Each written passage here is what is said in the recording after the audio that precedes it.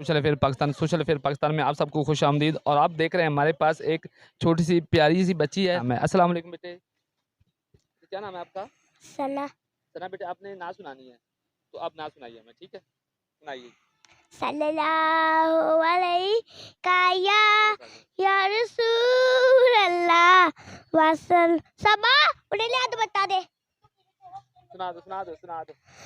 सल्लल्लाहु अलैहि या रसूल अल्लाह वसल्लम अलैहि या हबीब अल्लाह।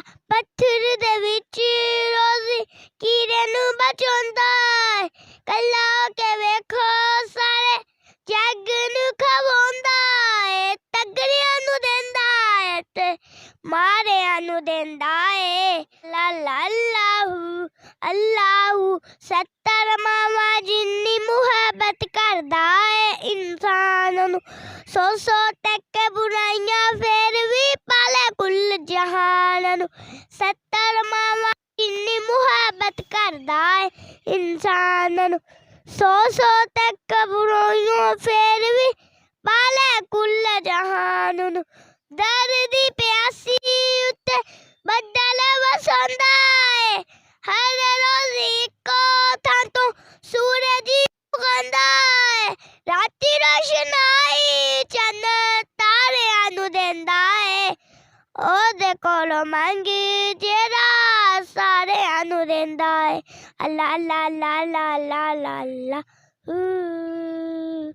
अल्लाह अल्लाह अल्लाह अल्लाह अल्लाह अल्लाह अल्लाह।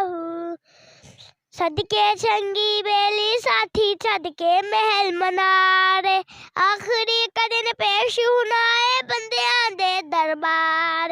सदके संगी बेली साथी सदके महल मनार, आखिरी कदन पेश होना है बंदियां दे दरबार।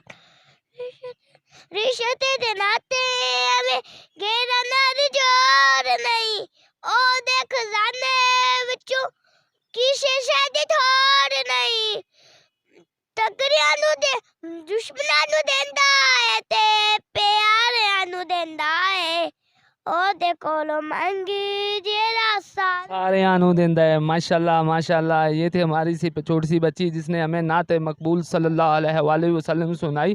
तो नाज़रीन देखिए, आप ख़ुद गौर कीजिएगा कि आजकल जो माहौल है, जो हमारे स्कूलों में माहौल है, यहाँ वहाँ पे ज़्यादातर डांस और गाना ही है। और हमने इस बच्ची से पूछा क्या वो क्या आता है, उसने कहा जी हमें नात आती है।